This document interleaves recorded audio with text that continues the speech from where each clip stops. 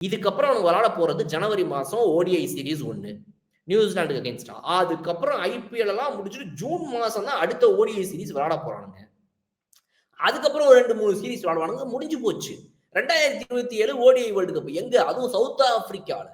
South ஆப்பிரிக்கால உங்களுடைய batters உடைய ஸ்டாட்ஸ் எல்லாம் எடுத்து ஒரு வீடியோல பார்க்க போறோம் நம்ம. விரைவில் பார்க்க போறோம். யார் யாரெல்லாம் விராட் கோலி, ரோஹித் சர்மா இல்லாம எத்தனை பேட்டர்ஸ் நமக்கு டாப் 6ல விளையாடுறதுக்கு சவுத் ஆப்பிரிக்கா எக்ஸ்பீரியன்ஸ் வச்சிருக்காங்க. சவுத் ஆப்பிரிக்கால நல்ல ஸ்டாட்ஸ் அண்ட் நம்பர்ஸ் வச்சிருக்காங்கன்றதான் விரைவில் பார்க்க போறோம். அது தனி வீடியோ. அதை வச்சிருவோம். பட் நான் என்ன சொல்றேன், உங்களுக்கு நல்லா விளையாடிட்டு இருக்கிற ஒரு 2 players, senior players, 2 ex captains, back to back அடுத்தடுத்த சக்சஸிவ் கேப்டன்ஸ் அவங்க. அந்த கேப்டன்ஸ் இப்ப ரீசெண்டா ஒருத்தர் ஆஸ்திரேலியால செஞ்சுரியை போட்டு வந்திருக்காரு. ஒருத்தர் இப்போ சவுத் ஆப்பிரிக்கா அகைன்ஸ்டா ஒரு செஞ்சுரியை போட்டிருக்காரு. பிரைம் ஃபார்ம் 2 பேர் இருக்காங்க. அவங்கள பத்தி கேட்டா we hope they play for India. கண்டிப்பா அவங்க 2 பேரும் விளையாடணும்னு நாங்க ஆசைப்படுறோங்க.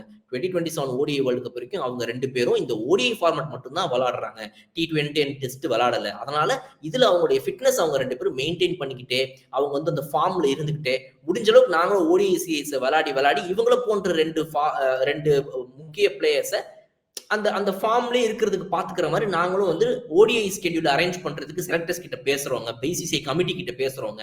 முடிஞ்ச அளவுக்கு ஓடிஐ சீரிஸ் நிறைய இருக்க இவங்க 2 பேர் விளையாட வாய்ப்புகள் அமைஞ்சிட்டே இருக்கும். ஸோ ஓடிஐ வேர்ல்டு கப் விளையாடுறதுக்கு அவங்க தயாராகிடுவாங்க.